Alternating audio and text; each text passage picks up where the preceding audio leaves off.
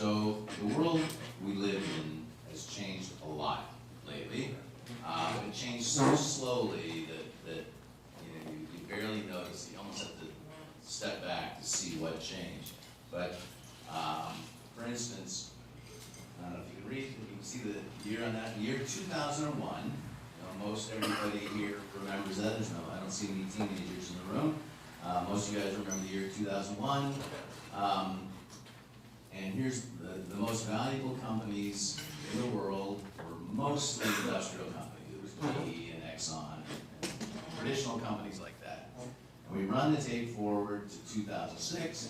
It's still mostly the big industrial companies we all know and love, Exxon down here. Even as recently as 2011, still the world is more or less as we've always known it to be. And then all of a sudden, just within a couple of years, the whole thing's green. Where did all those industrial companies go? They're dropping down the list. They're not, this is not where value is being created. Some of our friends from Price Waterhouse put this little chart together. The value that was created in the last 10 years, which is about $5 trillion of market capitalization, was created by these 10 companies, most of whom are known to be knowledge graph and AI kinds of companies. The only one that we don't know very much about is Berkshire Hathaway. It's mostly a conglomeration of a lot of other companies. But I mean, check it out. Apple's got Siri, Amazon's got their product knowledge graphs, Alphabet, which is Google, as Juan told you, has their knowledge graph. This is all, a lot of the value that's being created now is being created with these knowledge graphs and these kinds of companies. What's happening, the early part of our career, if we're open up, it does kind of cut in and out. We had the unit record principle, punched cards. That was how we organized, and we were so jealous of one more column that we left 2 digits out and created Y2K just from punched cards. For decades we've been doing relational data, and recently now big data is the thing, JSON and structures like that. But I think we're seeing a real convergence that started, in fact, roughly when Juan said Google coined the term knowledge graph.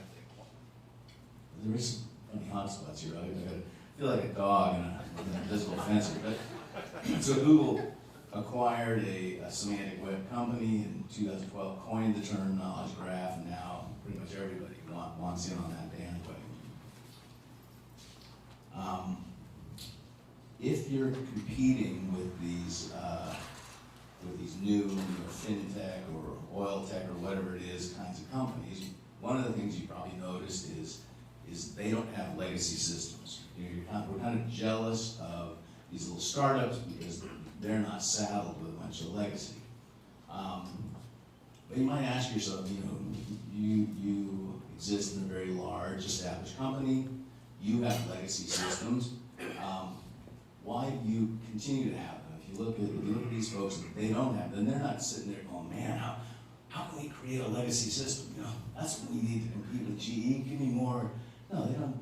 That's not where they're going. They're saying, how can we not have legacy systems? Which is the conversation you guys need to have if you have them. We have these systems that have their antecedent back in when the Eisenhower administration or something, and yet we keep doubling down.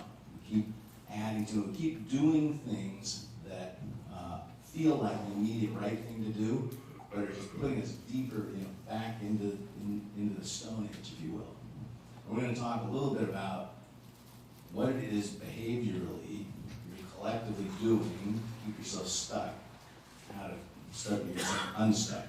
That's what most of this talks about. Why do established companies keep going back to the well and putting themselves deeper and deeper into legacy land? The first thing is there's a lot of attraction to the next big thing, but not going deep enough into the next big thing to actually do any good with it. So every time a new technology comes along, let's just go try that one. And 6 months, a year, 18 months, there's always another new technology. Let's try that one. And people will continue to do that and make no traction at all on actually solving the real problem. And while there is good technology out there and all that kind of stuff, just going after the next shiny thing is a diversion from actually solving your real problems. The second thing that people tend to do is they prefer to buy a solution. If you have a problem, if I can write a check and buy a solution, then that's the easy way to solve my problem. But really the solution is doing. It's almost always you have behaved yourself into this pattern, and you're not going to buy yourself out of it. There isn't, to the best of my knowledge, there isn't anything you can buy right now that will get you out of the problem. So that's the second thing. And the third thing is kind of a combination of two things that feed on themselves. And we're going to talk a fair bit about them here in the next few minutes. There's this attitude that Juan against alluded to earlier about being application-centric.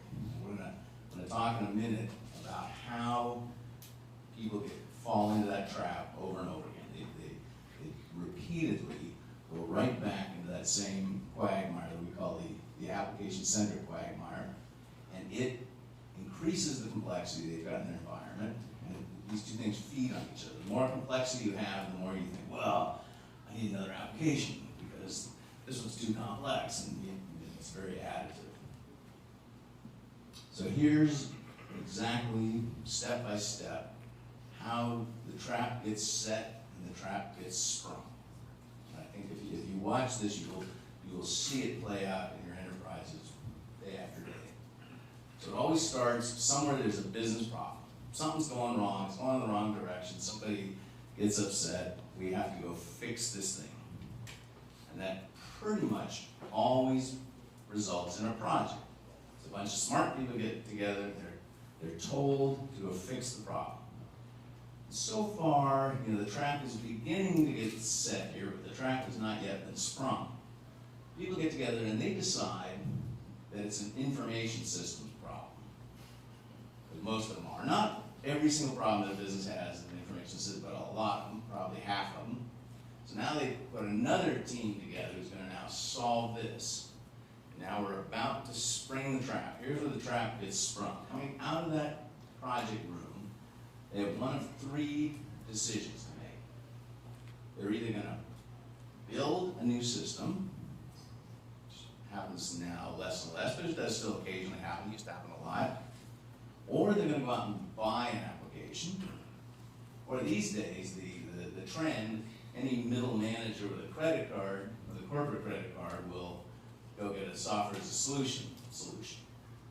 But it doesn't matter which of these three choices you make. This seems like a choice, but it's a non-choice because all of them end up in the same place.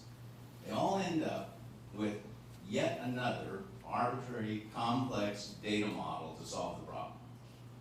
Any system that you build is going to have this kind of model. Any system especially any system you buy, any system you rent, and they're all arbitrary. They're all just made up. Somebody drew boxes on a diagram and put arrows between them and labeled them all and did all that kind of stuff. And you got now yet another one. And then the next thing you have to do is take that and, quote, integrate it with the rest of your systems. Because this is not the first time, it's not your first rodeo. Most of our clients have done this like 1,000 times. Some of you maybe only a few hundred, but even dozens of times, this is already a problem. You have dozens of these arbitrarily different, individually complex, and collectively hideously complex. We worked some with global IT, so they go in and measure the complexity of that. And I've been in a lot of large enterprises, and I know, if you have an ERP system, you've got close to 1 million concepts. Which, by the way, just put that in perspective. Nobody here knows 1 million words. There aren't even 1 million words in the English language, and most of us don't know more than about 50,000. So the idea that you could even master a single system with 1 million concepts in it is ludicrous, and then you have thousands of them. But I thought we had a hint about how complex these things are.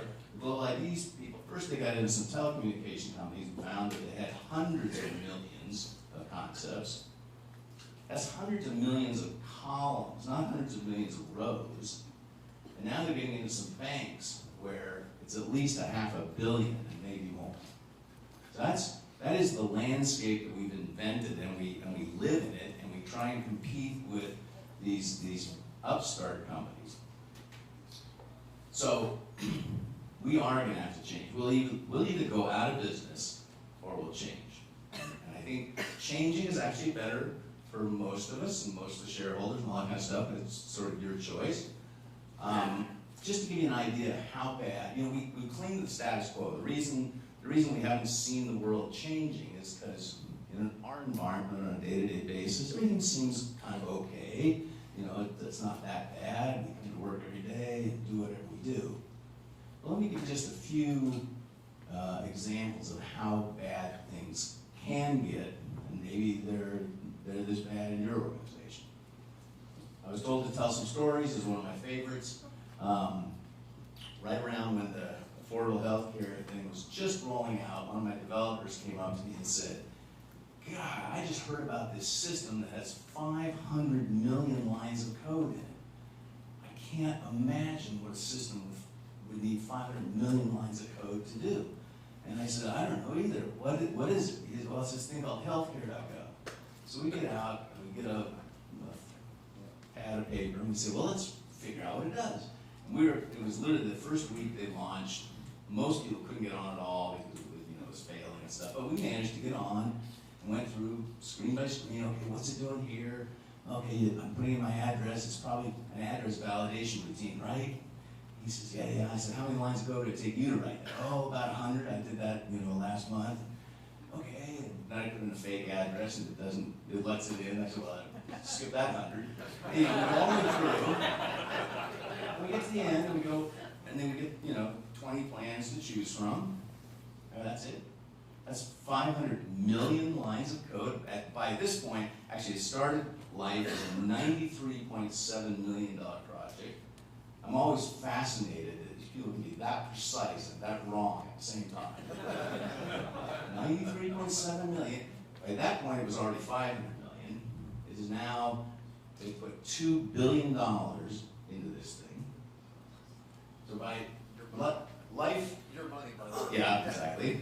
Life sends us some interesting coincidences sometimes. So like a week after that, I'm at another conference and I meet the CEO of a company called Topcoder. I don't know if you've ever heard of Topcoder. It's an interesting company.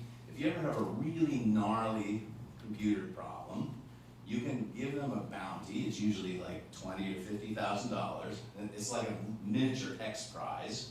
And they will put the bounty out there and they get a whole bunch of really smart developers to compete for it.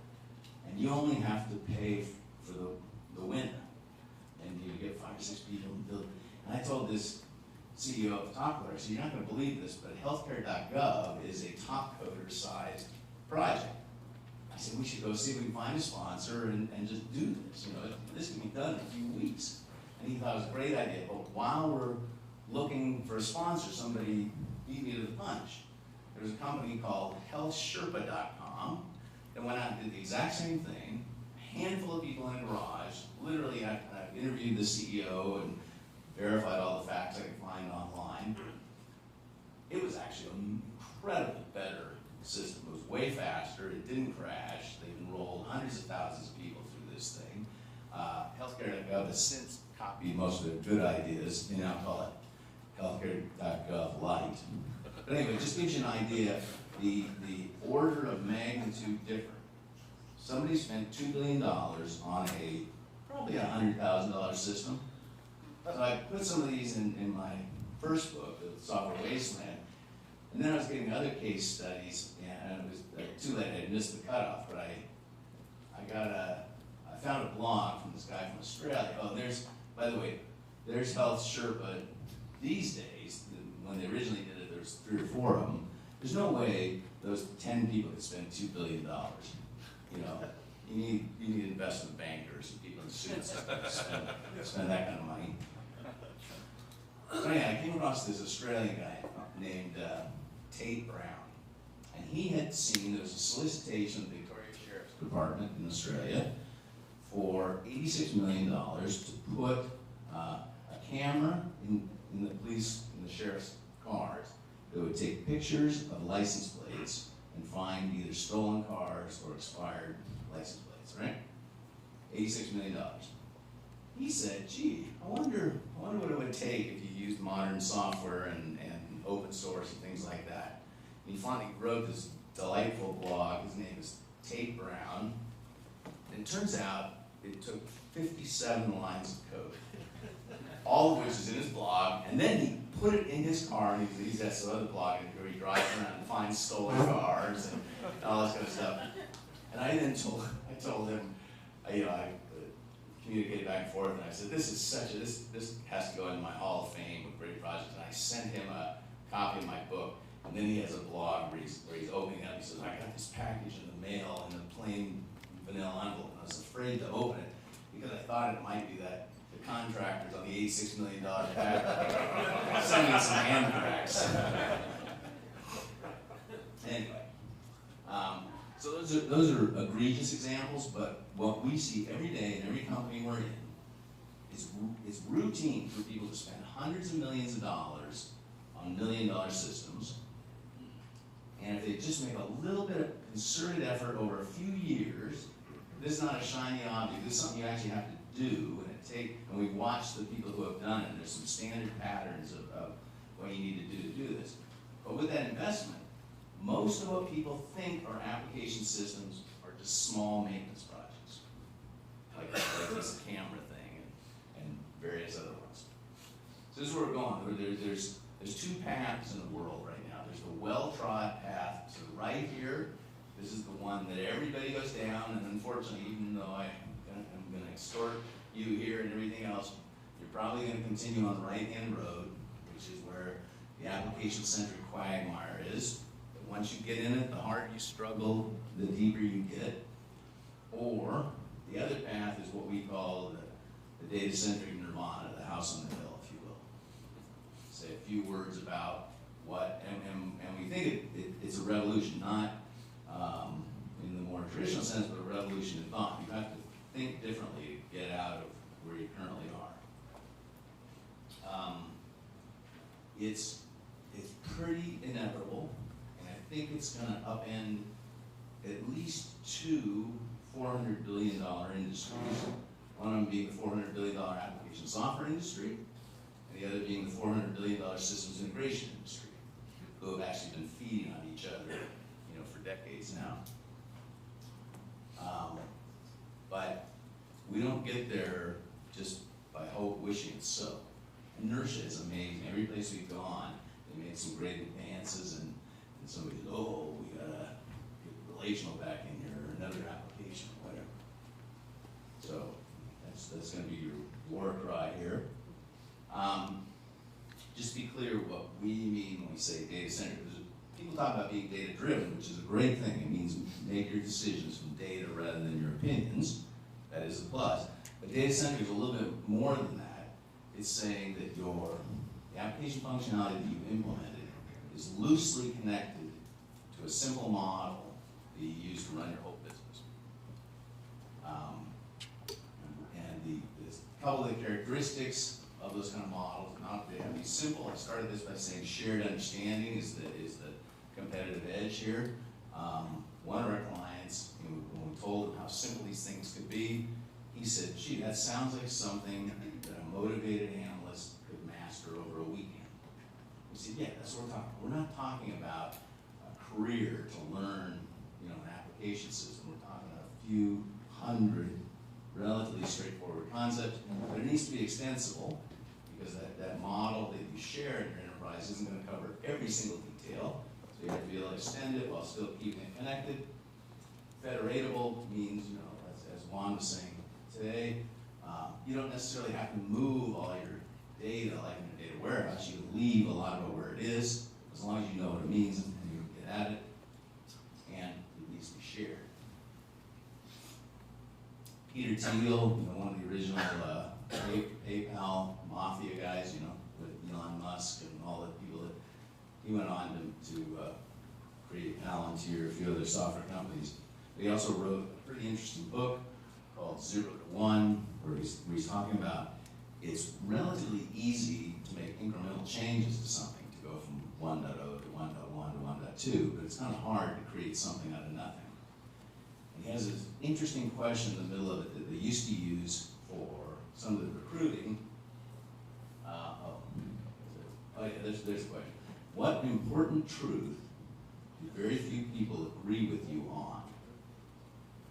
And they would ask this in interviews, and people either give you something that everyone agrees on, you know, that integrity is important, you know, or that is so obscure and tiny that who cares? You know, you would rarely get an interesting answer to this question.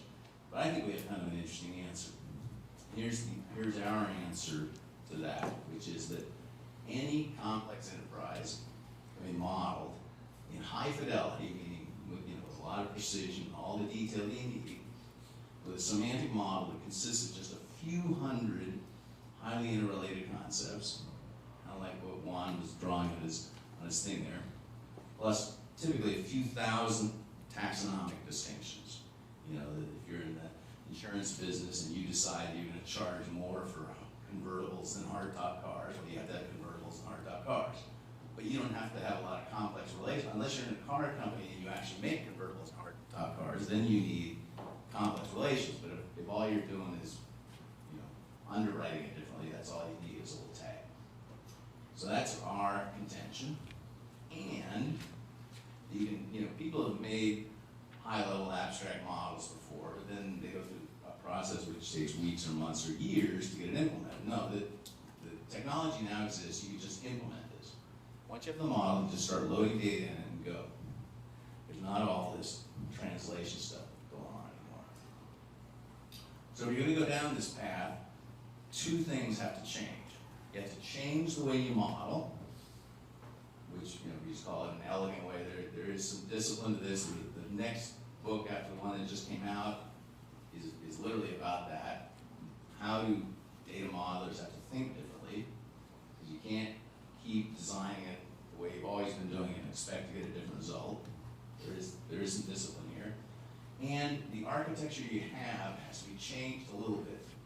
It's not a huge thing, but, you know, for instance, everything you have taken for granted that the application is going to handle for you, like security, like identity management, like constraint management, like all that kind of stuff has to now be in the architecture, because we've blown up the apps. You know, the apps are going to come and go, and the architecture is going to stay around.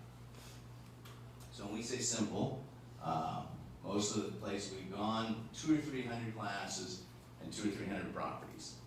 That covers most of the enterprises we've been in. That's just kind of a schematic representation of one of them. One of the important things to understand is if you want to win the war, this is a program, this is not a project. You know, everybody gets fixated on the ROI of this very next project. And you have to have ROI, and we have to show progress and all that kind of stuff. But the real thing, and all the case studies I've studied, you know, not just our own clients, but others that I've found that have done this, have had a pretty small team, you know, 4 to 8 or 10 people over many years, rather than, you know, let's, you know, get this done in 3 months. You can get stuff done in 3 months and 6 months, but you want to really focus on what sequence of things I need to do, because I'm really here to change the culture, or change what's the new normal for my enterprise. What's great, you know, it sounds like a program, oh, that's going to be a big deal. Most of these people spend less on this program than they do on most of their projects. Certainly nobody spends $100 million on this kind of program. Nobody spends $10 million. You know, they spend millions, but not, you know, depends on the size of your firm, of course. Give you a couple of quick case studies just to give you an idea of some of the people that are succeeding with this and what it kind of looks like. You know, you probably know Schneider Electric, huge 180,000 person company. They make complex industrial electrical devices. They had a product catalog. They have about 1 million products. They're very complicated. You can kill yourself with many of the products. You know, you just put one of the things in wrong amperage, wrong voltage, and buildings burn down, people die. So they're very concerned about configuration management. And it's different in all 140 countries that they're in because there's different standards and laws and what products they release there, etc. They had you can't quite see this here, but they had a product catalog. It was, average size complexity, 700 tables and about 7,000 attributes. So that's how they were managing this data up to this point. We just looked at that, did this kind of modeling we're talking about, and in the end, we populated 46 classes and 36 properties. One of the things that probably sounds odd about that is you could literally have fewer properties. It's almost as if I was telling you could have fewer columns than you have tables. I realize that sounds kind of weird, but these things are reusable, so you can have fewer. Populated that, put it in a knowledge graph, and they were able to not only build all the configuration stuff they had been doing, reduce time to market by months, all kinds of great side effects came from that. One of the other case studies, and this was not one of ours, but it gives you an idea of what's possible. The BBC in the UK got into this quite some time ago. And initially it was just rock bands and things like that. They were just experimenting, but they're kind of figuring out how this works. And then eventually got to the BBC's programming, and then finally the big deal was sports. Now, most of all the pages on the BBC website are not written by humans. Only the really important stars in the big games. Most of it, they've learned how to vacuum up all the data about even the smallest soccer player and some insignificant league, and it dynamically creates pages for them, has pictures, does all that kind of stuff. And they say now, they did the World Cup this way, they did the Olympics this way, and they said there's no way they could go back to their old model, which is primarily human editorials content. So a couple of ideas of what's possible. And here's how to avoid springing that trap I talked about earlier.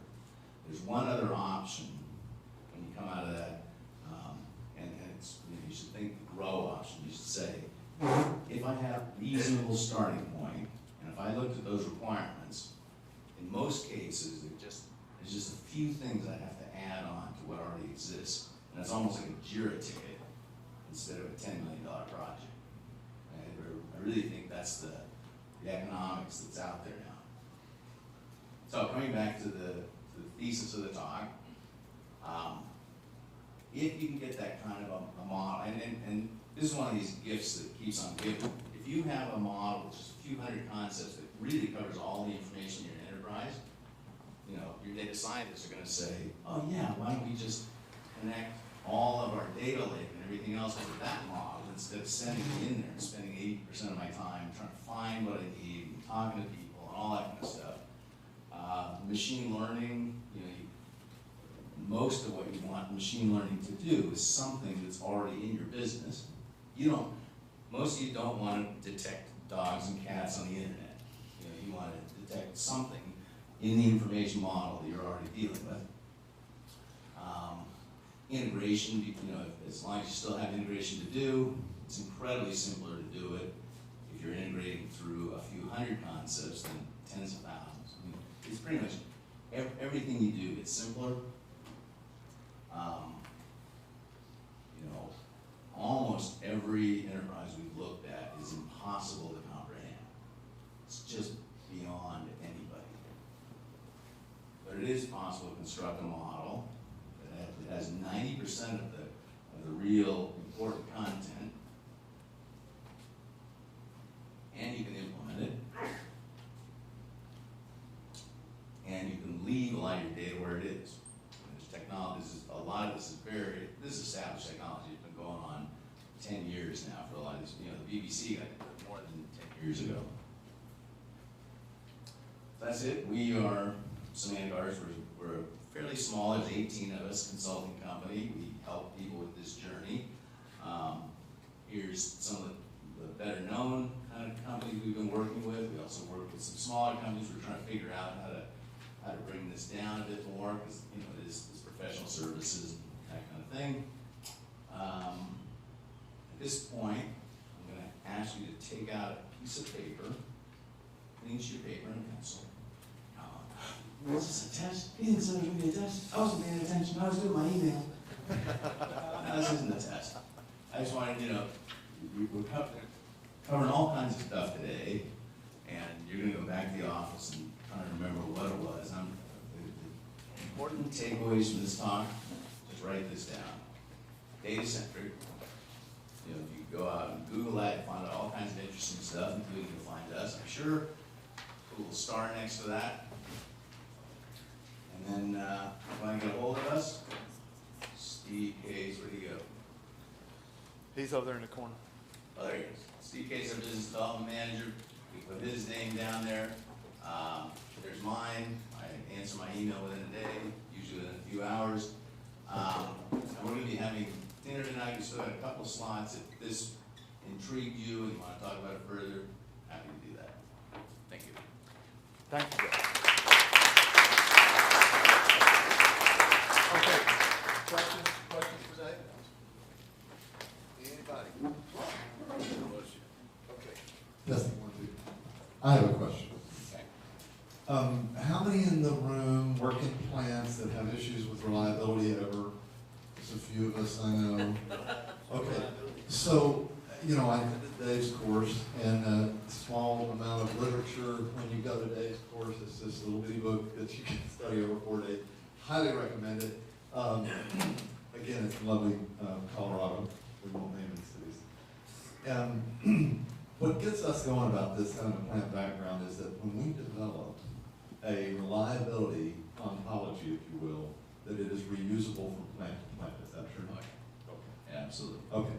So if we're successful in doing a reliability ontology, will we touch the concepts that are also in the operations?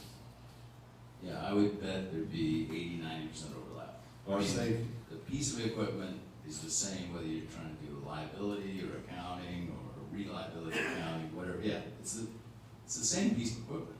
Okay. Okay. So that's a concept for us. We are developing a maintenance and reliability ontology that could be sort of made available. It won't be, perfectly specific to your plant, but it will certainly be 2 laps around the track in terms of that. So we welcome the idea of a consortium to work together on this. So if there's interest in that regard, whether you're in a hospital, whether you're in a manufacturing company, this is part of what really got us going when we started Insight Logics was, again, these speakers that you see here all work in concert. And it's an end-to-end solution that, you can certainly go and do business and do a certain thing, but the thing is that they work together to supply something that is going to change your enterprise. It is a marathon, not a sprint. It is pay-as-you-go, great example. And also, you can do things well in a shorter period that lend themselves to the next thing you do. So. All right, any other questions for Dave? Thank you so much. Oh. Yes, and if you open up your bag, you'll find Software Wasteland from Dave, and he would be happy to sign